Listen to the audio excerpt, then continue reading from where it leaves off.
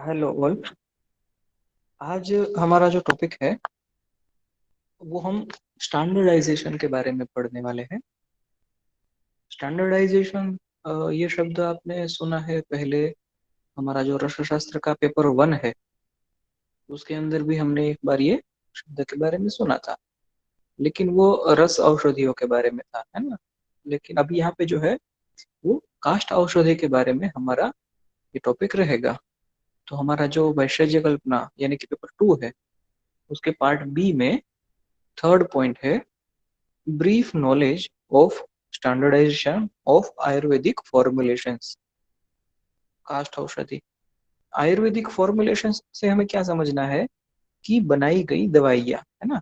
कोई भी एक रॉ मटेरियल के बारे में यहाँ पे नहीं देख रहे हैं, हम देखते हैं वहां पे द्रव्य गुण के अंदर। वैशेज्य कल्पना के अंदर हम फॉर्मुलेशंस यानी कि जो दवाई बनाई गई है औषधियों में से, और उसमें भी कैसे औषधि, काष्ठ औषधि यानी कि वनस्पतियों का उपयोग करके बनाई गई। रस औषधि जो है हम पेपर 1 में देखते हैं। तो उसका स्टैंडर्डाइजेशन और उसका ब्रीफ नॉलेज हमें यहाँ पे देखना है। तो हम थोड़ी बहुत ब्रीफ बातें थोड़ी डिटेल में देखेंगे। स्टैंडर्डाइजेशन क्या है वो आपको तो वैसे पता है, फिर भी एक बार एक क्विक रिवीजन करके बाद में कास्ट औषधि के ऊपर आगे बढ़ते हैं। यहाँ पे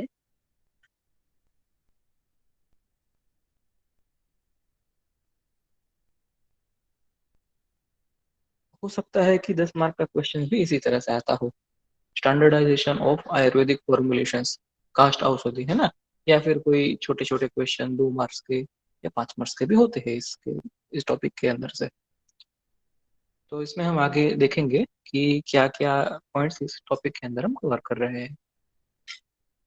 तो सबसे पहला एक बार क्विकली देखते हैं स्टैंडर्डाइजेशन के बारे में। स्टैंडर्डाइजेशन को बड़े ही आसान शब्दों में यहाँ पे हम समझाते हैं कि कोई भी चीज है, चाहे वो दवाई हो, चाहे वो बिस्किट हो, चाहे वो कुछ भी हो, अगर ऐसी कोई भी चीज हो जिसको हम मॉडिफाई करते हैं, उसका जो संगठन है, उसके जो इंग्रेडिएंट्स है, प्रोपोर्शन है, कुछ भी है, उसको हम मॉडिफाई करते हैं। ऐसा मॉडिफाई करते हैं कि वो बेस्ट बन पाए, है ना। हमारा उद्देश्य यह तो हमेशा से ही रहेगा कि हम जो कोई भी चीज बनाते हैं, मैन्युफैक्चर करते हैं, वो बेस्ट बने, उसकी क्वालिटी सबसे बढ़िया हो। तो उसके लिए उसके अंदर कुछ ना कुछ मॉडिफिकेशन करना जरूरी रहेगा। या तो कोई इंग्रेडिएंट कम या ज्यादा, या उसका प्रमाण कम या ज्यादा करना पड़ेगा। उसको बनाने की जो मेथड है, उसको स्टोर करने की जो मेथड है, उसमें कुछ ना कहीं मॉडिफिकेशन करना पड़ेगा। तो इस तरह से मॉडिफिकेशन करें कि हमें उसके बेस्ट फीचर्स मिल पाए, बेस्ट पॉसिबल फीचर्स जो सबसे बढ़िया हो, ऐसा हम उसमें से पा सके। उसको बोलेंगे स्टैंडर्डाइजेशन। और जब वो बेस्ट क्वालिटी का बन जाता है तो वो एक स्टैंडर्ड कहलाएगा। जब हमारी प्रोडक्ट जो है हम ऐसी मैन्युफैक्चर करें कि वो बेस्ट क्वालिटी की बन गई, तो उसको स्टैंडर्ड ऐसा माना जाएगा। और फिर वो एक बार बनाना ऐसा तो नहीं है। फिर हम कोशिश करेंगे कि हर बार, हर एक बैच में ऐसी बेस्ट क्वालिटी की यानी कि स्टैंडर्ड प्रोडक्ट ही बनाए। तो ऐसी बेस्ट क्वालिटी की स्टैंडर्ड प्रोडक्ट बनाने के लिए, स्टैंडर्ड दवाई बनाने के लिए हमें जिसको फॉलो करना है उसको हम बोलते हैं स्टैंडर्डाइजेशन। तो स्टैंडर्डाइजेशन का ऐसा भी मतलब होता है ना कि to bring uniformity in the products.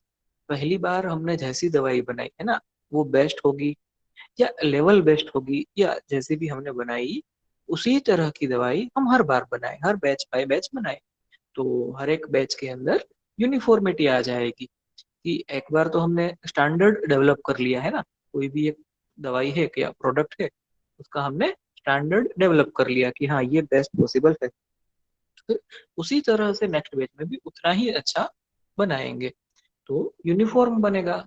और हर एक बात में नेक्स्ट जितनी भी बैचेस बनाएंगे दवाई की, हर एक बार उसी तरह से हम प्रोडक्ट डेवलप करेंगे, मैन्युफैक्चर करेंगे, तो वो यूनिफॉर्म बन जाएगा। तो यहाँ पे स्टैंडर्ड क्या है ना, हम अभी थोड़ा टेक्निकल भाषा में देखेंगे। स्टैंडर्ड यहाँ पे हमारे टॉपिक के अंदर स्टैंडर्ड क्या है, वैसे आप स्टैंडर्ड शब्द को बहुत अलग अलग अर्थ में ले सकते हैं ना। जैसे कि स्कूल में पढ़ते हैं स्टैंडर्ड 1, स्टैंडर्ड 2, स्टैंडर्ड 3, है ना। वो नहीं है यहाँ पे। हमारे फार्मास्यूटिकल पर्पज में स्टैंडर्ड क्या है तो वो एक न्यूमेरिकल वैल्यू है, यानी कि वो एक नंबर है। इस तरह के नंबर्स होते हैं इसमें, विच क्वांटिफाइज द पैरामीटर्स। वो ऐसे जो पैरामीटर्स होंगे, कौन कौन से पैरामीटर्स हम आगे देखेंगे, उसको नाप के, मतलब पैरामीटर्स के अनुसार नाप के बताता है कि ये प्रोडक्ट की क्वालिटी कैसी है। अभी समझ लीजिए कि कोई बोल देगा कि मेरी बनाई हुई आरोग्यवर्धिनी वटी या मेरा बनाया हुआ पंचकोल चूर्ण वो बेस्ट है, तो उसको मीजर तो करना पड़ेगा, मापना पड़ेगा उसको, है ना, कि वो कैसे बेस्ट है। तो क्या क्या देख सकते हैं हम, समझ लीजिए कि मैंने पंचकोल चूर्ण की बात की, एक उदाहरण लेके समझते हैं। मैं ऐसे मैं खुद ही ऐसा बताता हूँ कि मैंने 10 बार पंचकोल चूर्ण बनाया था, और हर बार मैं कुछ ना कुछ अच्छा बनाने का कोशिश करता गया, और आखिरकार 10वीं बार जब मैंने पंचकुला चूर्ण बनाया तो वो बहुत ही बढ़िया बना, है ना। वो बहुत ही बढ़िया बना, वो तो ठीक है, लेकिन ये कैसे पता चलेगा कि हाँ यही बेस्ट है बोल के। तो हमें उसके लिए कुछ पैरामीटर्स को मेजर करना होगा, कुछ पैरामीटर्स का उपयोग करके उसको नापना पड़ेगा, यानी कि क्वांटिफाई करना पड़ेगा। तो उसमें कुछ नंबर्स आएंगे, है ना। तो वो जो न्यूमेरिकल वैल्यू है वही स्टैंडर्ड है। जैसे कि अगर पंचकोल चूर्ण है ना, चूर्ण है यानी कि वो सॉलिड है लेकिन पाउडर फॉर्म में है। तो वो जो पाउडर है उसकी साइज कितनी है, उसके पाउडर के जो कण होते हैं उसकी साइज कितनी है, मतलब कि अप्रोक्सीमेटली, या फिर रेंज के अंदर। जैसे कि वो जो सारे पाउडर है वो सभी 1000 माइक्रोमीटर से लेके 5000 माइक्रोमीटर की रेंज में है, या उसमें से मोस्ट ऑफ द पार्टिकल्स इस रेंज में है, तो वो एक पैरामीटर हुआ। फिर दूसरे कुछ पैरामीटर्स डायरेक्टली नेकेड आई से या हमारी इंद्रियों से डायरेक्टली हम माप सके, ऐसे इसको बोलते हैं ऑर्गेनोलेप्टिक पैरामीटर्स। जैसे कि उसका कलर, हाँ उसका कलर इसी तरह का है, उसका टेस्ट, हाँ उसका टेस्ट इसी तरह का है, उसकी स्मेल इसी तरह की है। और ये तो बहुत ही सिंपल सी बात हो गई। उसके अलावा और भी बहुत सारे पैरामीटर्स होते हैं इसके अंदर। तो वो सभी पैरामीटर्स अगर वो फुलफिल करता है, मतलब कि बेस्ट फुलफिल करता है, तो उसको हम स्टैंडर्ड बोलेंगे, यानी कि पॉसिबल बेस्ट क्वालिटी या बेस्ट पॉसिबल फीचर बोलेंगे।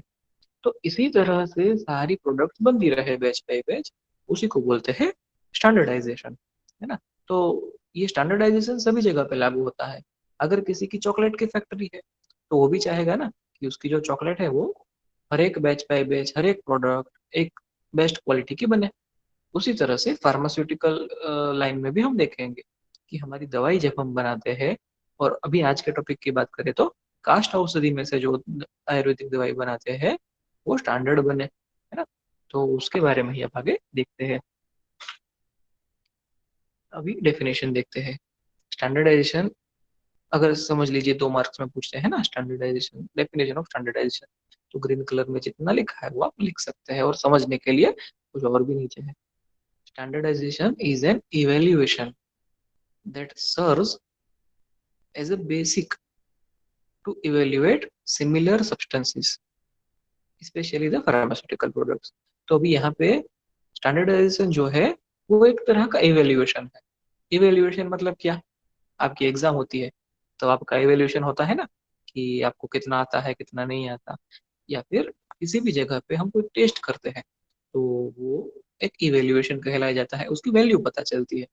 तो उसी तरह से स्टैंडर्डाइजेशन जो है वो एक तरह का इवेल्युएशन है। कैसा evaluation, that serves as a basic to evaluate similar substances, जो एक बेसिकली एक समान प्रकार के जो पदार्थ होते हैं उसका इवेल्युएशन करके देता है। यानी कि एक समान प्रकार के पदार्थ मतलब पंचकोल चूर्ण का पहला बैच, पंचकोल चूर्ण का दूसरा बैच, तीसरी बार बनाया हुआ पंचकोल चूर्ण, चौथी बार बनाया हुआ पंचकोल चूर्ण, एक समान पदार्थ है ना ये सभी, सिमिलर सब्सटेंसेस। उन सभी को आपस में इवेल्युएट करना है कि पहली बार बनाया हुआ यानी कि पहली बैच वाला, दूसरी बार बनाया हुआ यानी कि दूसरी बैच वाला, ये सभी पंचकोल चूर्ण को आपस में कंपेयर करना है। तो उसके बहुत सारे टेस्ट या पैरामीटर करेंगे, और बाद में उसमें से एक स्टैंडर्ड डेवलप करेंगे कि हाँ यही बेस्ट है, बेस्ट क्वालिटी ये 8वीं बैच वाली है या 10वीं बैच वाली है। तो वो जो पूरी प्रक्रिया है इवेल्युएशन की प्रक्रिया, उसको बोलते हैं स्टैंडर्डाइजेशन। तो ये डेफिनेशन है और आप इसी शब्दों में इसको एग्जाम के लिए भी लिख सकते हैं। अभी बात करते हैं हमारी फार्मास्यूटिकल लाइन के लिए। तो यहाँ पे in standardisation of a pharmaceutical product, pharmaceutical product जो है ना, इसमें हम मोटा मोटे तौर पे तो सभी दवाइयाँ लेते हैं, लेकिन जैसे आपने कुछ और कल्पनाएं पढ़ी है ना, जैसे कि बाह्य उपचारात्मक कल्पना वगैरह वगैरह, तो उसमें कॉस्मेटिक प्रोडक्ट्स भी आती है। और हम आगे जब एक्ट देखेंगे तो ड्रग एंड कॉस्मेटिक एक्ट है ना, वहाँ पे बहुत सारी कॉस्मेटिक चीजें भी होती है फार्मास्यूटिकल प्रोडक्ट के अंदर ही। इसीलिए हम यहाँ पे फार्मास्यूटिकल प्रोडक्ट के अंदर क्या दिखेंगे।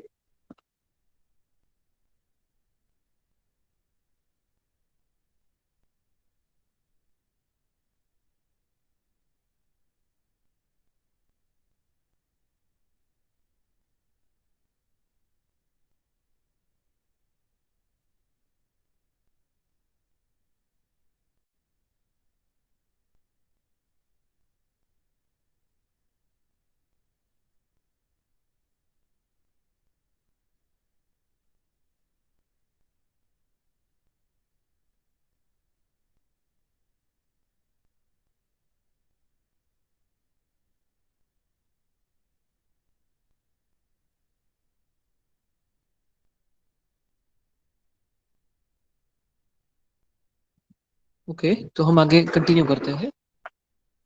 Standardisation of a pharmaceutical product. तो फार्मास्यूटिकल प्रोडक्ट के अंदर हम मेडिसिन और कॉस्मेटिक, यानी कि ड्रग्स और कॉस्मेटिक दोनों को ही लेते हैं।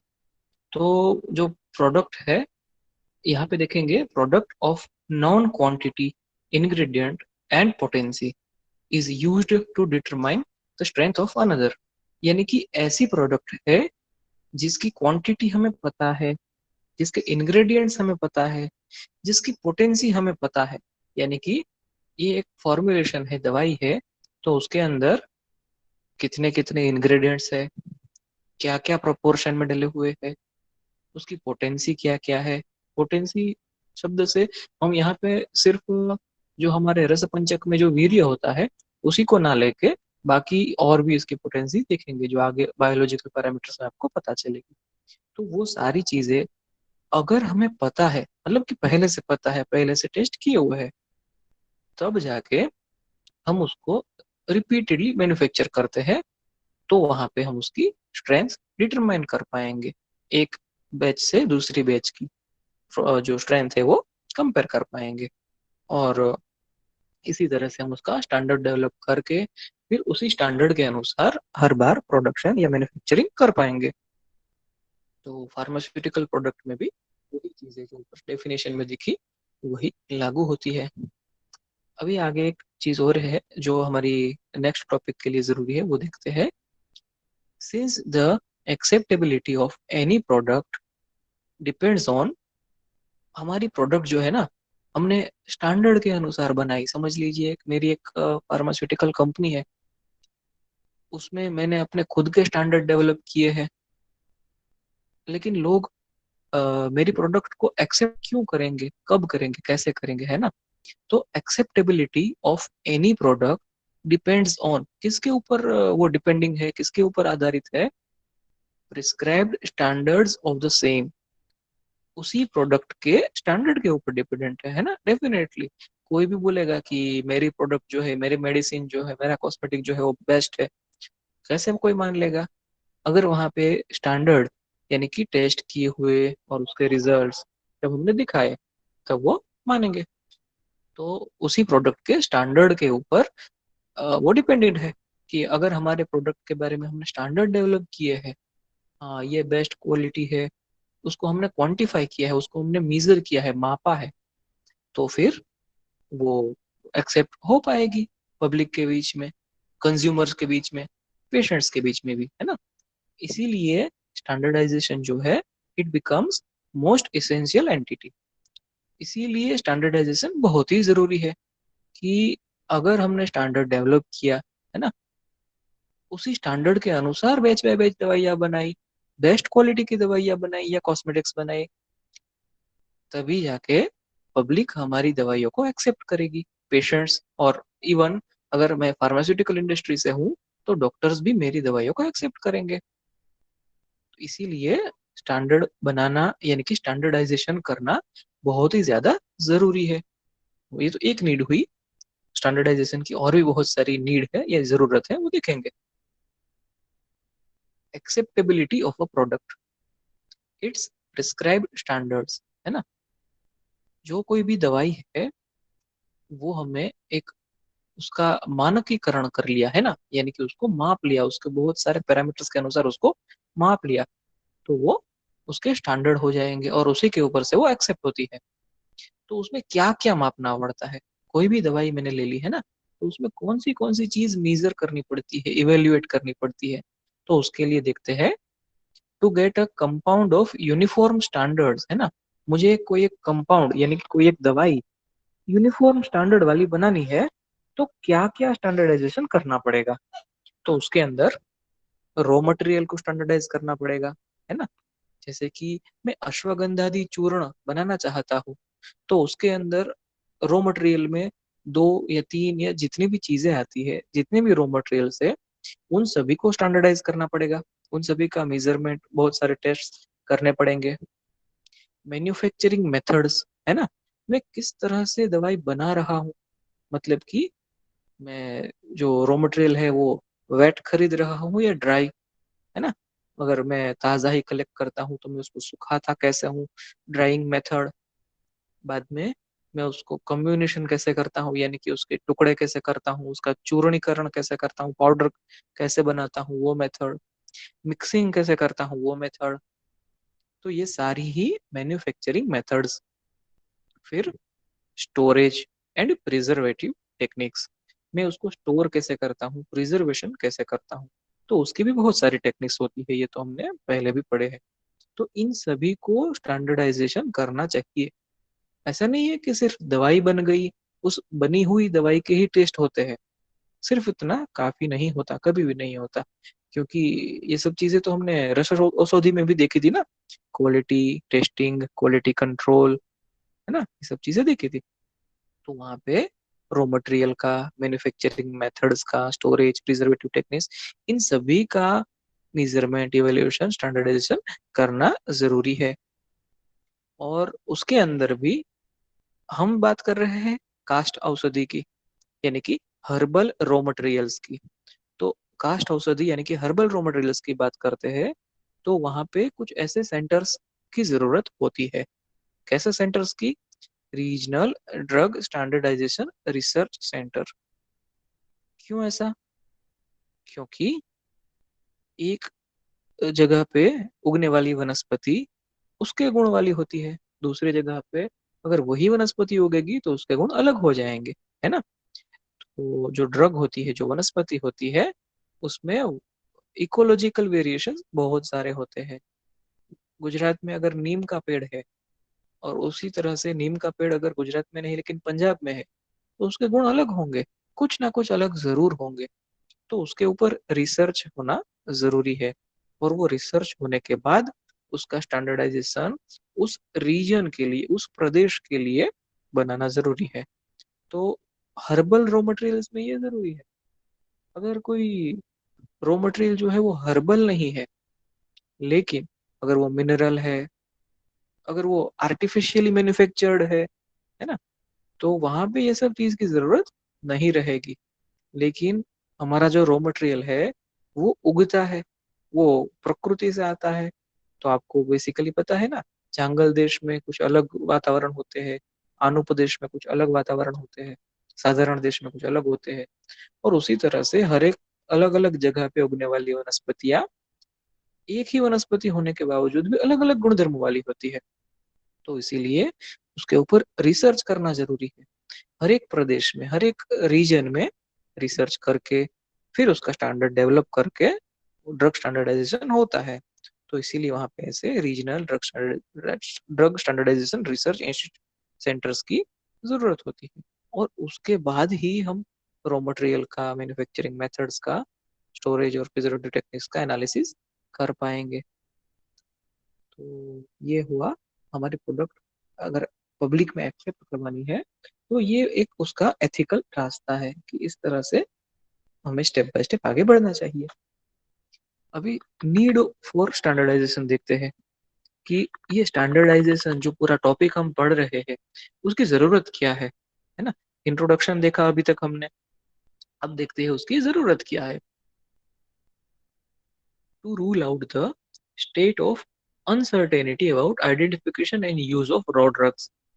जब एक रॉ मटेरियल होता है हमारा रॉ ड्रग वनस्पति, जब हम उसको कलेक्ट करते हैं या परचेज करते हैं तो वहां पे ना उसका आइडेंटिफिकेशन करते समय अनसर्टेनिटी होती है, एक स्टेट ऑफ अनसर्टेनिटी होती है कि ये वनस्पति यही है या दूसरी है।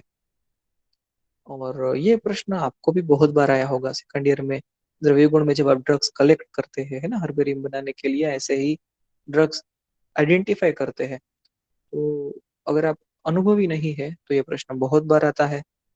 अगर आप अनुभवी है फिर भी ये प्रश्न आता ही है कि जो कोई भी हमारा रॉ मटेरियल है, जो कोई भी वनस्पति है, उसका आइडेंटिफिकेशन करने के लिए एक सर्टेन पैरामीटर्स होने चाहिए। तो वो जो सर्टेन पैरामीटर्स है उसी को बोलते हैं स्टैंडर्डाइजेशन।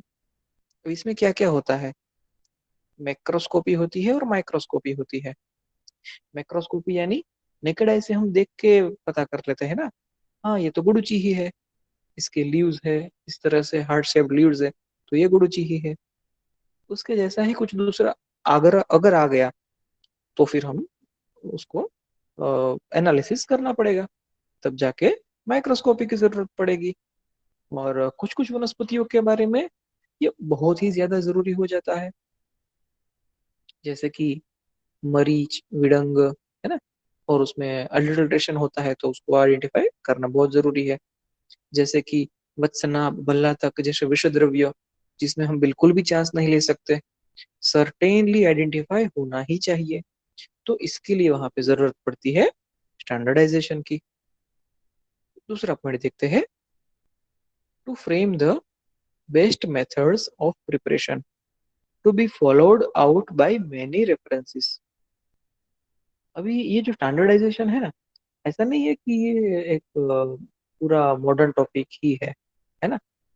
आयुर्वेद में भी, हमारे ग्रंथों में भी ये स्टैंडर्डाइजेशन अपने अपने शब्दों में दिया गया है, बहुत सारे रेफरेंसेस हमें मिलते हैं, लेकिन सभी के स्टैंडर्ड अलग अलग होते हैं, है ना। रस तरंगिणी ने कुछ अलग स्टैंडर्ड बताए होंगे, शारंगधर संहिता ने कुछ अलग बताए होंगे, अपने अपने रीजन के अनुसार, अपने अपने समय के अनुसार अलग अलग होंगे। लेकिन अभी सांप्रत समय में इन सभी रेफरेंसेस को फॉलो करते हुए हम एक बेस्ट मेथड ऑफ प्रिपरेशन जो है उसको फ्रेम कर सकते हैं, है ना। तो एक मेथड ऑफ प्रिपरेशन हमारी जो कुछ भी होती है उसमें भी बेस्ट कौन सी होगी उसको फ्रेम करने के लिए भी इसकी जरूरत रहेगी। उदाहरण के तौर पे एक दवाई है जिसका नाम है रस परपटी, बहुत ही कॉमन दवाई है, आपने पढ़ चुके हैं ये। तो ये रस परपटी जो है ये अलग अलग तरह से बनाई जा सकती है, अलग अलग ग्रंथ में उसके अलग अलग मेथड ऑफ प्रिपरेशन दिए हुए रहेंगे। अभी इसमें से कौन सा वाला हमें फॉलो करना चाहिए, हमेशा ही वही रिपीट करना चाहिए। उसी तरह से समझ लीजिए एक आनंद भैरव रस, या इस तरह से हम काष्ठौषधि की बात करते हैं तो उसमें भी बहुत सारी रहेंगी, है ना। जैसे कि शतावरी आदि चूर्ण, तो शतावरी आदि चूर्ण जो है तो वो भी अलग अलग मेथड से बनाया जा सकता है। और बहुत बार तो ये भी होता है कि एक ही नाम का चूर्ण है, एक ही नाम की वटी है, और उसके अंदर इंग्रेडिएंट्स टोटली डिफरेंट होते हैं, उसकी method of preparation totally different होती है, उसके इंडिकेशन भी बहुत अलग होते हैं। तो वहां पे हमें ये फ्रेमिंग करना बहुत जरूरी है, उसके स्टैंडर्ड डेवलप करना और स्टैंडर्डाइजेशन करना।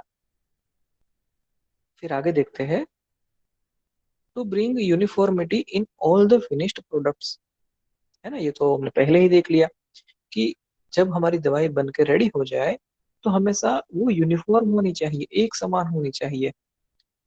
एक बहुत ही सिंपल सा उदाहरण लेते हैं, मैंने चित्रकादी वटी बनाई और मेरी चित्रकादी वटी जो है वो 500 मिलीग्राम की है। किसी और ने चित्रकादी वटी बनाई, लेकिन उसने कभी 450 मिलीग्राम की बनाई, कभी 750 मिलीग्राम की बनाई। कभी 2000 मिलीग्राम की यानी कि 2 ग्राम की बनाई वटी के बदले वटक बना दिया, है ना। तो ऐसा करना सही नहीं है। या फिर लेवल करना चाहिए कि 500 मिलीग्राम चित्रकादि वटी ये है, 250 मिलीग्राम ये है, 1000 मिलीग्राम ये है। तो इस तरह से है तो भी वो तो सारी यूनिफॉर्म हो जाएगी। तो इस तरह से यूनिफॉर्मिटी लानी जरूरी है। फिर आगे देखते हैं, to combat toxicity allegations in order to protect the public concern. ये क्या है टॉक्सिसिटी एलिगेशंस? हम वनस्पतियों के अंदर भी बहुत सारी विश्व उपविश्व की वनस्पतियां यूज करते हैं, करते ही है ना। और उसी से हमें बहुत ही जल्दी रिजल्ट्स मिलते हैं। समझ लीजिए कोई एक मस्कुलर स्ट्रेन और पेन है, उसको ठीक करने के लिए मैं गुग्गुलो यूज करता हूँ तो हाँ मुझे ठीक हो जाएगा। अगर मैं लांगली यूज करता हूँ तो बहुत ही जल्दी ठीक हो जाएगा ना। तो हम उसको यूज तो करते ही है। फिर आता है टॉक्सिसिटी एलिगेशंस, क्योंकि वो एक टॉक्सिक सब्सटेंस हमने यूज किया है। तो वो टॉक्सिक सब्सटेंस यूज करने के बावजूद शरीर में जाके वो टॉक्सिसिटी नहीं दिखाता। ये हमें साबित करना पड़ेगा, प्रूव करना पड़ेगा। ऐसे टॉक्सिसिटी एलिगेंस हमारी दवाइयों के ऊपर नहीं होने चाहिए। अगर है तो उसको दूर करना चाहिए। और दूर करने के बाद पब्लिक का जो कंसर्न है कि इसमें टॉक्सिक सब्सटेंस यूज किए जाते हैं, वो भी प्रोटेक्ट हो जाएगा, है ना। ये टॉक्सिक सब्सटेंस यूज किए जाते हैं, हाँ सही है। हम विषैली वनस्पतियों का उपयोग भी करते हैं, लेकिन स्टैंडर्डाइजेशन करके पूरे प्रोटोकॉल को फॉलो करके दवाई बनाते हैं। वो दवाई शरीर में जाने के बाद सिर्फ अपना अच्छा वाला काम ही करती है, शरीर में टॉक्सिसिटी पैदा नहीं करती। ये एलिगेशन को दूर करना पड़ेगा ना। तो उसके लिए भी स्टैंडर्डाइजेशन जरूरी है। हम वहां पे प्रूव कर सकते हैं, है ना, कि इस तरह से अगर हमने ये दवाई बनाई है, अगर उसमें विषय द्रव्यों का उपयोग किया है, तो भी वो सेफ है। यानी कि सेफ्टी दिखाने के लिए इसका उपयोग है। आगे देखते हैं, to meet the demands of ever increasing urbanization and more dependency on readymade preparations. ये लागू होता है अभी के समय में, सिर्फ अभी के समय में। और आगे आने वाले समय में ये और भी ज्यादा लागू हो जाएगा। पब्लिक की डिमांड दिन पर दिन बढ़ ही रही है। अगर हम एनालिसिस डेटा या जो कुछ भी रिजल्ट्स में मिलता है वो देखेंगे, तो लोग जो है दवाइयों के ऊपर या फिर प्रोडक्ट्स के ऊपर ज्यादा से ज्यादा डिपेंडेंट होते जाते हैं, ऐसा देखने मिलता है ना। शायद आज से 50 साल पहले लोग मार्केट से अदरक खरीद के उसको सुखा के सौंठ बना के खुद ही उसका पाउडर बना लिया करते थे। शायद लोग के घर पे गाय भैंस थे, जिनके घर पे नहीं है उनके लिए बात कर रहा हूँ। गाय भैंस थे, दूध उनसे पाके खुद ही दही और छाछ और मक्खन और घी घर पे बना लिया करते थे। आज ये सौंठ पाउडर और ये घी, ये मक्खन, ये सब कुछ एक प्रोडक्ट बन गया है। कैसा प्रोडक्ट? जिसको हमें मार्केट में से खरीदना पड़े, ऐसा प्रोडक्ट बन गया है ना। कुछ कुछ लोगों के घर पे आज भी ये सब चीजें घर में ही बनती है, लेकिन बहुत लोगों के घर में ये खरीदी जाती है, परचेज की जाती है। यानी कि क्या है, एक जगह पे उसका मैन्युफैक्चरिंग होता है, बाद में सभी जगह पे उसकी जहां जहां पे डिमांड होती है वहां पे सप्लाई होती है। ऐसा क्यों हुआ? अर्बनाइजेशन की वजह से। अर्बनाइजेशन यानी कि लोग छोटे गांव को छोड़ के सिटी में रहने जाने लगे।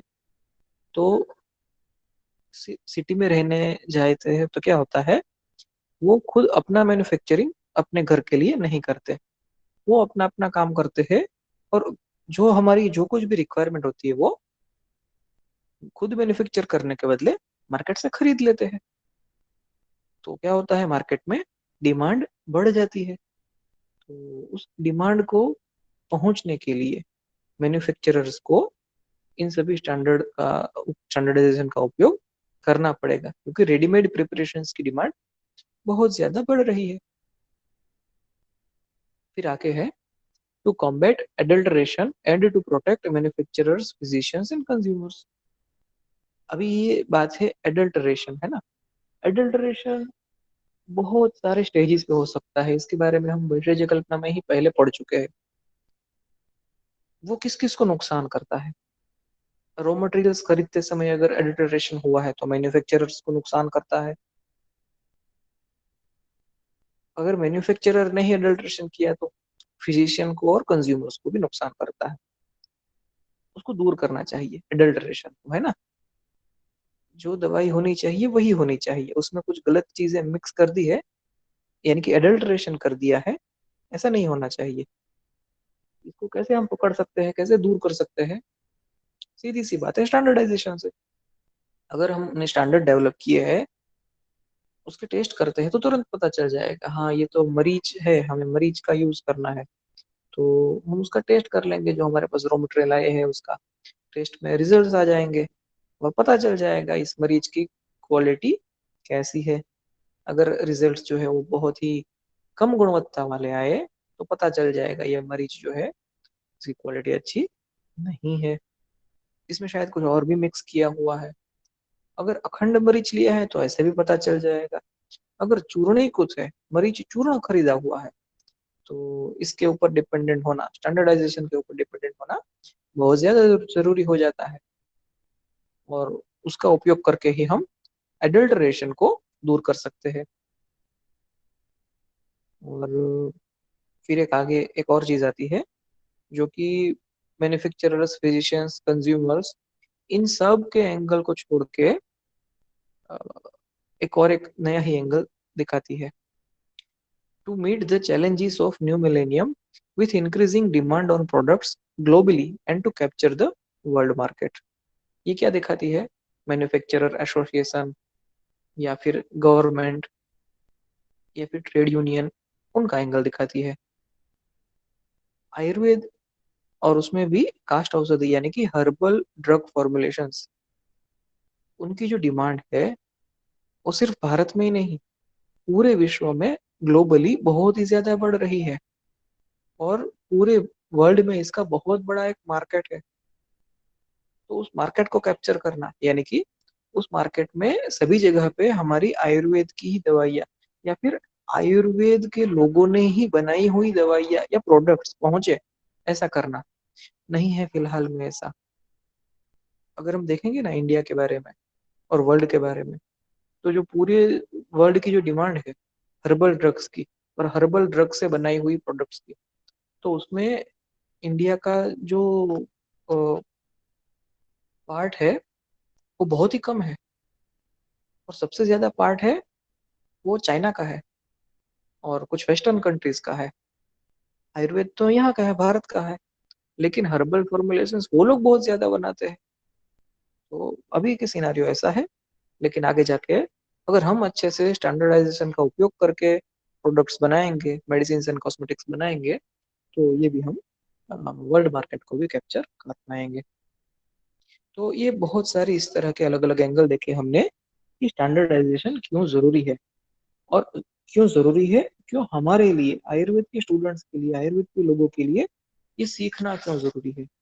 ये सीखेंगे तभी इसको इम्प्लीमेंट कर पाएंगे दवाई के मैन्युफैक्चरिंग में, या फिर दवाई को प्रिस्क्राइब करते समय भी पता होना चाहिए ना कौन सी दवाई अच्छी है कौन सी नहीं है।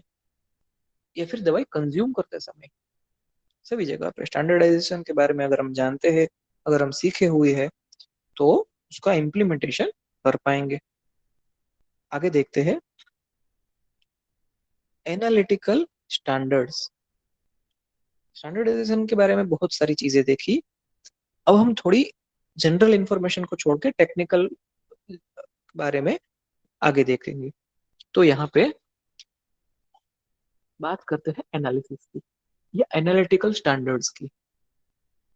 कोई भी प्रोडक्ट होती है, समझ लीजिए दशमूल क्वाथ है,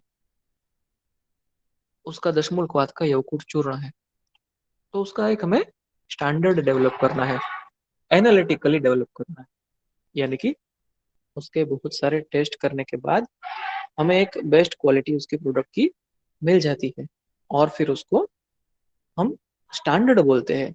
एनालिसिस करने के बाद मिला हुआ ऐसा स्टैंडर्ड। स्टैंडर्ड मतलब क्या है? वो एक तरह की प्रोडक्ट ही है, लेकिन वो प्रोडक्ट के बहुत सारे पैरामीटर्स है, उस पैरामीटर्स के बहुत सारे रिजल्ट्स मिले हुए हैं टेस्ट करने के बाद, और वो बेस्ट है, तो उसको बोलते हैं स्टैंडर्ड। है ना, हम बोलते हैं ना ये प्रोडक्ट, हाँ ये चीज एकदम स्टैंडर्ड है, मतलब वही यहाँ पे फार्मास्यूटिकल लाइन में भी लागू होता है। तो any product requires certain analytical standards or parameters. These are more essential, particularly in case of drugs and formulations, दवाइयों और मतलब रॉ मटेरियल्स, हर सिंगल ड्रग्स या फिर फॉर्मुलेशंस, बनाई हुई दवाइयों, इन सभी के बारे में ये स्टैंडर्ड होना, सिर्फ स्टैंडर्ड होना ऐसा नहीं, एनालिसिस करने के बाद बनाए हुए स्टैंडर्ड्स होना या पैरामीटर्स होना बहुत ही ज्यादा जरूरी है। वो सिंगल ड्रग प्रिपरेशन के लिए भी लागू होता है, और कंपाउंड प्रिपरेशन या एक से ज्यादा बहुत सारे इंग्रेडिएंट्स वाली दवाई के लिए भी लागू होता है। सभी के लिए एनालिटिकल पैरामीटर्स आर मस्ट, वो होने ही चाहिए। ऐसे पैरामीटर्स होने चाहिए जिसका एनालिसिस किया जा सके, जिसके टेस्ट किए जा सके, जिसका रिजल्ट निकाला जा सके, ऐसे पैरामीटर्स होने चाहिए। उसी को बोलते हैं एनालिटिकल स्टैंडर्ड्स। हाँ, लेकिन ये जो एनालिटिकल स्टैंडर्ड्स है वो medicine bye medicine, product by product different होंगे, है ना, प्रिपरेशन बाय प्रिपरेशन डिफरेंट होंगे। यानी कि तुलसी चूर्ण के लिए उसके एनालिटिकल स्टैंडर्ड्स कुछ और होंगे, बाद में अरविंद दासव के लिए उसके एनालिटिकल स्टैंडर्ड्स कुछ, उसके पैरामीटर्स कुछ और होंगे। हर एक दवाई के लिए, हर एक प्रोडक्ट के लिए अलग अलग होंगे। लेकिन ये एनालिटिकल स्टैंडर्ड्स जो है बेसिकली क्या है, वो प्रोडक्ट को इवेल्युएट करने के, यानी कि मापने के डायमेंशंस हैं। इस प्रोडक्ट को कैसे मापा जा सके, उसको कैसे स्टैंडर्डाइज किया जा सके, तो उसके कुछ डायमेंशन होने चाहिए ना, कुछ टेस्ट होने चाहिए, उसी को बोलते हैं एनालिटिकल स्टैंडर्ड्स। तो ये जो एनालिटिकल स्टैंडर्ड्स है, अगर नॉन प्रोडक्ट है तो उसके लिए डेवलप किए जाते हैं, और अगर प्रोडक्ट के बारे में जानकारी नहीं है तो पहले बायोलॉजिकली जाना जाता है उसके बारे में। अभी ये कंपलसरी है, किस किस के लिए कंपलसरी है? अगर हमें प्रोडक्ट की क्वालिटी, ऑथेंटिसिटी और प्योरिटी, ये तीनों ही अगर हमें कहीं पे डिस्क्राइब करनी हो तो हम इससे कर पाएंगे। इस प्रोडक्ट की गुणवत्ता यानी कि क्वालिटी, ऑथेंटिसिटी यानी कि अधिकृत, और प्योरिटी यानी कि शुद्धता, ये सारी ही चीजें हम इस एनालिटिकल स्टैंडर्ड के थ्रू ही अच्छे से डिस्क्राइब कर पाएंगे, और वहां पे रिजल्ट्स में, टेस्ट के रिजल्ट में दिखेगा कि हाँ ये प्योर है, ऑथेंटिक है और बेस्ट क्वालिटी की है। तो उसी एनालिटिकल स्टैंडर्ड्स के बारे में आगे थोड़ा और देखेंगे। पैरामीटर्स है ना, एनालिटिकल स्टैंडर्ड्स के अंदर कौन कौन से पैरामीटर्स आते हैं? तो ब्रॉडली हम सिंपली देख सकते हैं ना कि फिजिकली, केमिकली, बायोलॉजिकली सभी तरीके से उसको एवेल्युएट कर सकते हैं। लेकिन फिजिकल और केमिकल जो है ना, वो बहुत बार हैंड्स इन हैंड्स यानी कि साथ साथ चलते हैं। बायोलॉजिकल पैरामीटर्स थोड़े अलग होते हैं, तो उसको हम फिजिको केमिकल पैरामीटर्स एक और बायोलॉजिकल पैरामीटर्स दूसरा, इस तरह से भी जान सकते हैं। तो फिजिकल और केमिकल पैरामीटर्स एक साथ में देखते हैं, यानी कि ऐसे कुछ टेस्ट होते हैं जिसमें उसकी फिजिकल प्रॉपर्टी और केमिकल प्रॉपर्टी दोनों ही पता चलती है, और बायोलॉजिकल के लिए कुछ और अलग है। तो इन दोनों के बारे में, फिजिको केमिकल और बायोलॉजिकल पैरामीटर्स के बारे में हम इन शॉर्ट ब्रीफ में देखेंगे। अभी ये जो है ना, ये सारे पैरामीटर्स है, डिटेल में अभी आपके सिलेबस में नहीं है इसलिए नहीं जा रहा है। अगर आप इसमें आगे पढ़ते हैं, वैशेज्य कल्पना में, रसायन शास्त्र में एमडी करते हैं, पीएचडी करते हैं, तो बहुत डिटेल में आ जाएगा। अगर आप फार्मास्यूटिकल लाइन में जाते हैं तो सब कुछ डिटेल में पढ़ना है। लेकिन इस तरह के सारे टेस्ट या फिर पैरामीटर्स होते हैं, इसमें से कुछ कुछ आपको शायद पता भी होंगे, कुछ कुछ नहीं होंगे, है ना। तो क्विकली एक बार देख लेते हैं। पहला है रिफ्रैक्टिव इंडेक्स। ये आपको ये लगेगा अरे ये तो हम 11वीं 12वीं केमिस्ट्री में आ गए, है ना, ऐसा लग रहा है, तो उसी के जैसा है यहाँ पे। पीएच वैल्यू, स्पेसिफिक ग्रेविटी, हमने इसके बारे में जब हम महारस ऊपर साधारण पढ़ रहे थे उस समय पे भी बात की थी ना, कि हाँ ये है विमल या है विक्रांत, इसकी स्पेसिफिक ग्रेविटी इतनी है, इसकी हार्डनेस इतनी है ना। तो वो सब क्या था, वो सब स्टैंडर्डाइजेशन था। तो वही हम यहाँ पे देखते हैं बाद में। विस्कोसिटी अगर लिक्विड है तो, अगर उसमें अल्कोहल कंटेंट है तो अल्कोहल कंटेंट या उसके परसेंटेजेस कितने हैं। यदि वो पाउडर है तो पाउडर की फाइननेस चेक करते हैं, वो कितना फाइन है, वो खुरदरा है या स्मूथ है, वेरी फाइन है, क्या है, वो भी चेक करते हैं। आगे देखते हैं सेफोनिफिकेशन वैल्यू। अगर वो लिक्विड है, लिक्विड में भी अगर वो ऑयली है, तेल है, तो वहां पे सेफोनिफिकेशन वैल्यू देखते हैं, यानी कि उसमें फेन कितने उत्पन्न होते हैं। बाद में एसिड वैल्यू, आयोडीन वैल्यू, ये सब चीजें भी हम देखते हैं। ऑयल के बारे में ज्यादा, ऑयल का एनालिसिस करते समय ये सब देखते हैं। बाद में reducing sugars, quantitative inorganic analysis, ये बहुत बार कब देखते हैं, जब हमारा मटेरियल ऑर्गेनिक होता है। और हमारा मटेरियल तो हमेशा ही ऑर्गेनिक ही होता है क्योंकि हम हर्बल ड्रग्स इस्तेमाल करते हैं। तो उसके अंदर इनऑर्गेनिक क्या क्या है, कितना कितना है, वो इसमें पता चल जाएगा। Qualitative identification of inorganic elements, तो क्या क्या है, कितना कितना है, पता चला। बाद में वो जरूरी है या नहीं, और है अगर है तो उसकी क्वालिटी कैसी है, ये सारी चीजें देखेंगे। फिर लॉस ऑन ड्राइंग, तो ये सब, ये सारी चीजें,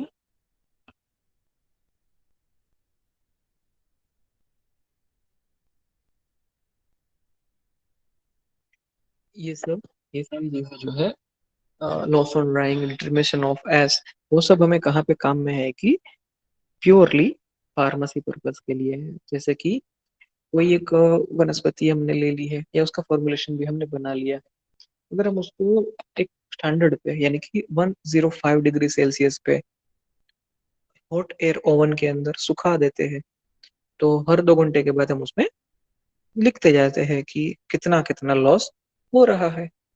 तो क्या पता चलेगा उसके अंदर बाद अनुसार, कि फाइनल जब रिजल्ट मिलेगा कि अभी हाँ इसमें इतना लॉस हुआ है, क्या पता चलेगा कि इतना मॉइस्चर था इसके अंदर, है ना। अगर मॉइस्चर होगा, उसमें हम गर्म हवा पसार करेंगे तो वो उसका मॉइस्चर का लॉस हो जाएगा। तो अगर मॉइस्चर था तो क्या पता चलेगा, अगर इसके अंदर इतना पानी है, इस दवाई के अंदर अगर 5% पानी है या 12% मॉइस्चर है, तो ये दवाई इतने लंबे समय तक अच्छी टिकेगी, उसके बाद वो खराब हो जाएगी, मतलब कि एक्सपायरी डेट के लिए, है ना। तो ये जरूरी है। बाद में डिटर्मिनेशन ऑफ एश, उसी तरह से अगर हम उसको फर्नेस के अंदर पूरा का पूरा जला देंगे तो वहां पे हमें उसकी उसकी एश मिल जाएगी। फिर उसकी एश वैल्यू कितनी है वो पता चलेगी। उसका भी आगे इसके अंदर ही कुछ और पैरामीटर्स होते हैं, जैसे कि एसिड इनसॉल्युबल एश वगैरह के अंदर हमें उसका उपयोग आ जाएगा। बाद में एक्सट्रैक्टिव, तो उसमें भी बहुत सारी जरूरत पड़ेगी, जैसे कि वाटर सोल्यूबल, अगर हम उसके एक्सट्रैक्टिव वैल्यू निकालते हैं, बाद में देखते हैं कि वो वाटर में कितना सोल्यूबल है ना, वो अल्कोहल में कितना सोल्यूबल है। समझ लीजिए कि मैं कोई एक टेबलेट बना रहा हूँ, तो वहां पे वो टेबलेट पानी के अंदर कितने समय में घुल जाएगी, है ना, देखना पड़ेगा ना। उसी तरह से हमारे शरीर के अंदर जाने के बाद कितने समय में वो जठर के अंदर घुल जाएगी। तो ये सारे पैरामीटर्स और उसके टेस्ट, उसका रिजल्ट है हमारे पास, तो हमें पता चलेगा। वोलेटाइल ऑयल, अगर उसमें वोलेटाइल ऑयल है प्रोडक्ट के अंदर, तो वोलेटाइल ऑयल के बारे में, अगर उसको हमने खुला छोड़ दिया तो वो कितने समय में हवा में उड़ जाएगा। बाद में टीएलसी, टीएलसी यानी कि थिन लेयर क्रोमेटोग्राफी, तो उसके अंदर भी बहुत सारे हमें रिजल्ट्स मिलते हैं, और उसकी टेक्निक्स मतलब मेथड्स भी बहुत सारी होती है, जैसे कि टीएलसी होती है, बाद में और भी बहुत सारी क्रोमेटोग्राफी होती है। तो वहां पे उसके अंदर इंग्रेडिएंट कितने प्रमाण में है वो हमें पता चलता है। तो थिन लेयर में, या फिर एचपी यानी कि हाई परफॉर्मेंस, फिर थिन लेयर क्रोमेटोग्राफी होती है, फिर एक गैस क्रोमेटोग्राफी होती है, और भी बहुत सारी है, यहाँ पे थोड़ी हमने ली हुई है। तो उसके अंदर जो कंटेंट है, एक इंग्रेडिएंट है, वनस्पति के अंदर एक केमिकल है, वो केमिकल कितने प्रमाण में है बायोलॉजिकली, वो मतलब नेचुरली वो था उसके अंदर, लेकिन वो कितने प्रमाण में है, वो हमें इससे पता चलता है। तो इन सभी के बारे में डिटेल में हम नहीं जाते, क्योंकि हमारा जो टॉपिक है वो है ब्रीफ नॉलेज ऑफ स्टैंडर्डाइजेशन, है ना। तो हम डिटेल अभी नहीं देखते, लेकिन ऐसा सब कुछ होता है ये आपको पता चला। आगे जाते हैं बायोलॉजिकल पैरामीटर्स। फिजिकल और केमिकल तो हमने देखे, आगे देखते हैं बायोलॉजिकल पैरामीटर्स। तो बायोलॉजिकल पैरामीटर्स जो है वो ऐसे डिजाइन किए गए हैं टू इवेल्युएट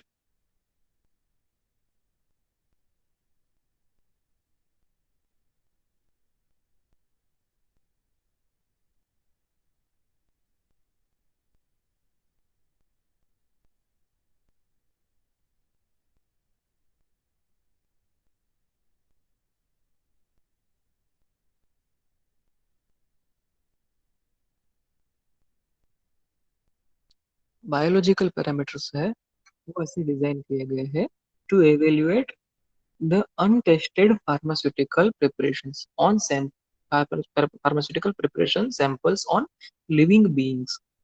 यहाँ पे सिर्फ लैब टेस्ट की बात नहीं, लेबोरेटरी में हमने कुछ टेस्ट कर लिया ऐसी बात नहीं है यहाँ पे। यहाँ पे सजीवों के ऊपर टेस्ट किए जाते हैं, आपने सुना होगा इसके बारे में थोड़ा बहुत, है ना। तो हमने फिजिकली केमिकली तो उसको पूरा एनालिसिस कर लिया, पैरामीटर्स के टेस्ट के रिजल्ट आ गए, स्टैंडर्ड हो गया, रेडी हो गया। बाद में करना क्या है उसका, देना है ना उसको मानव शरीर के अंदर उपयोग में करना, उपयोग में लेना है। तो उसका भी हमें एक स्टैंडर्डाइजेशन डेवलप करना होगा कि हमने बेस्ट क्वालिटी का त्रिकटु चूर्ण बना लिया, वो शरीर के अंदर जाने के बाद क्या क्या असर करता है, कैसा कैसा असर करता है, कुछ बुरा असर करता है कि नहीं, अच्छा असर करता है तो क्या क्या करता है, ये सब भी मेजरमेंट करना पड़ेगा। तो उसके लिए बायोलॉजिकल पैरामीटर्स है। अभी इसमें स्टेप्स कैसे होते हैं वो देखते हैं। सबसे पहले जो एक्सपेरिमेंटल स्टडी होते हैं ना, वो छोटे प्राणियों के ऊपर किए जाते हैं, जैसे कि अल्बिनो रैट्स, माइस यानी कि माउस यानी कि चूहों के ऊपर, रेबिट्स, गिनी पिग्स, इन सभी के ऊपर टेस्ट किए जाते हैं। अगर उन सभी टेस्ट में हमें एंथुजियास्टिक रिजल्ट मिलते हैं, यानी कि अच्छे रिजल्ट मिलते हैं, हाँ हमने जैसा सोच के ये दवाई बनाई थी वैसा ही काम कर रही है, ये दवाई शरीर में जाने के बाद उन चूहे के, खरगोश के, गिनी पिग के शरीर में अंदर जाने के बाद वो सही तरीके से असर कर रही है, जो कि डिजायर्ड है, अनडिजायर्ड या अनटुवर्ड्स कोई भी इफेक्ट्स नहीं मिल रही, तब जाके बाद में उसको ह्यूमन ट्रायल्स यानी कि मनुष्यों के ऊपर उसका ट्रायल किया जाता है। तो इसमें क्या है, इसमें पैरामीटर्स क्या होंगे, इसके अंदर टेस्ट कौन कौन से किए जाएंगे, है ना। तो जो दवाई है सबसे पहले ये छोटे प्राणियों के ऊपर करते हैं एनालिसिस टेस्ट, उससे भी पहले हम सेल लाइन के ऊपर करते हैं, है ना। अगर मॉलिक्यूल्स हैं हमारे पास, आयुर्वेद के मेडिसिन में तो अक्सर वो शायद नहीं करते, अगर कोई करते हैं तो वहां पे सेल लाइन के ऊपर करते हैं। एक थोड़ा छोटा सा कल्चर लेके, जैसे कि मुझे अभ्रक भस्म का एनालिसिस करना है, नहीं छोड़िए रस शास्त्र की बात नहीं करते यहाँ पे, वैषज्य की बात करते हैं। तो अगर मुझे कोई भी एक दवाई है, पिप्पली चूर्ण है, उसका ऐसा एनालिसिस करना है कि वो लंग्स की टिश्यू के ऊपर, हार्ट के टिश्यू के ऊपर क्या क्या असर करता है।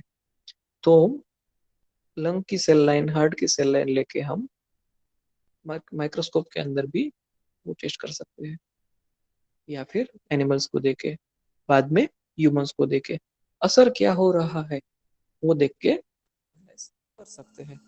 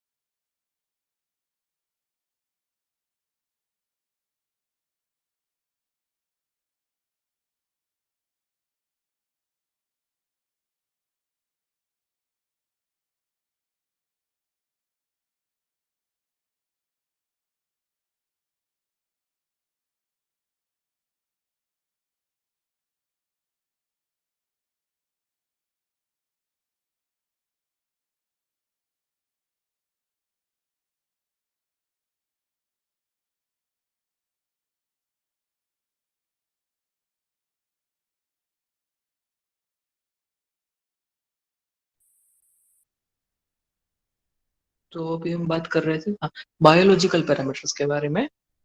तो बायोलॉजिकल पैरामीटर्स, ओके, हाँ, तो पहले सेल लाइन के ऊपर, बाद में छोटे प्राणियों के ऊपर, बाद में ह्यूमंस के ऊपर ट्रायल करते हैं, और उसके अंदर भी बहुत सारे एनालिसिस किए जाते हैं। कौन कौन से हैं वो देखते हैं। सबसे पहले है ड्रग एसे। ड्रग एसे केमिकली, बायोलॉजिकली और इम्यूनोलॉजिकली किया जाता है। केमिकली यानी कि लैब के अंदर ही हम देखते हैं कि कौन कौन से उसके एक्टिव प्रिंसिपल्स है, वो कितनी कितनी पोटेंसी वाले हैं। यहाँ पे क्या है, हालांकि ये बायोलॉजिकल पैरामीटर है, लेकिन इसके अंदर केमिकल ऐसे किया जाता है, ये केमिकल पैरामीटर नहीं है। यानी कि हमारे शरीर के अंदर वो दवाई कितना असर कर रही है, कैसा असर कर रही है, तो जो रिजल्ट मिलेगा वो बायोलॉजिकल रिजल्ट होगा। हालांकि वो केमिस्ट्री के नंबर्स होंगे, लेकिन असर कितना हो रहा है हमारे शरीर के ऊपर, वो यहाँ पे देखने को मिलेगा। बाद में एक होता है बायोलॉजिकल एसे, और उसी तरह से होता है इम्यूनोलॉजिकल एसे। यानी कि बायोकेमिस्ट्री के लेवल पे क्या क्या असर हो रहा है, टिश्यू और ऑर्गन के लेवल पे क्या क्या असर हो रहा है, और इम्यूनिटी सिस्टम पे क्या क्या असर हो रहा है। इस तरह के बहुत सारे ड्रग के ऐसे किए जाते हैं। अब ये ऐसे क्या है, यहाँ पे ऐसे का स्पेलिंग खास ध्यान दीजिए, यहाँ पे ASSAY है, ई नहीं है, है ना। ई होगा तो आपका निबंध हो जाएगा। तो ऐसे क्या है, estimation potency of an active principal in unit quantity of preparation. Preparation यानी कि मेडिसिन, है ना। तो जो दवाई है उसकी यूनिट क्वांटिटी यानी कि फॉर एग्जांपल 500 मिलीग्राम, जितनी भी हमारी टेबलेट है, हम पेशेंट को कौन से डोज में देने वाले हैं, वो हो गई हमारी यूनिट क्वांटिटी। समझ लीजिए कि 125 मिलीग्राम यानी कि एक रत्ती डोज में अगर हम उसको देने वाले हैं, यानी कि समझ लीजिए चूर्ण है तो 3 ग्राम, वो हमारी यूनिट क्वांटिटी हो गई। उसके अंदर एक्टिव प्रिंसिपल कितना है और उसकी पोटेंसी कितनी है, उसका एस्टिमेशन लगाना है। अभी यहाँ पे हमें एग्जैक्ट रिजल्ट नहीं मिलेगा, पोटेंसी का एस्टिमेशन मिलेगा। समझ लीजिए कि मैं किसी पेशेंट को वासा चूर्ण देना चाहता हूँ, कितना देना चाहता हूँ, प्रिपरेशन को कौन सी हो गई, वासा चूर्ण। अभी कितना देना चाहता हूँ, यूनिट क्वांटिटी कितनी हो गई, 3 ग्राम। यूनिट क्वांटिटी के बाद एक्टिव प्रिंसिपल, उसका एक्टिव प्रिंसिपल क्या है, वासा चूर्ण के अंदर होता है वेसिसिन नाम का एक केमिकल होता है, तो वो हमारा हो गया एक्टिव प्रिंसिपल। हर एक के एक्टिव प्रिंसिपल्स होते हैं, अगर अनएक्सप्लोर्ड है तो उसको एक्सप्लोर किए जाते हैं, लेकिन सभी के अंदर जो कार्यकारी, जो कौन होता है, यानी कि जो केमिकल होता है, वो हम यहाँ पे देखते हैं। वासा के अंदर होता है वेसिसिन, नीम के होता है अंदर होता है निम्बिडिन। उसी तरह से सभी के अंदर होते हैं, किसी के अंदर एक से ज्यादा भी हो सकते हैं। अभी उसकी पोटेंसी कितनी है उसका एस्टिमेशन करना है, तो वो हम केमिकली, बायोलॉजिकली, इम्यूनोलॉजिकली देखते हैं।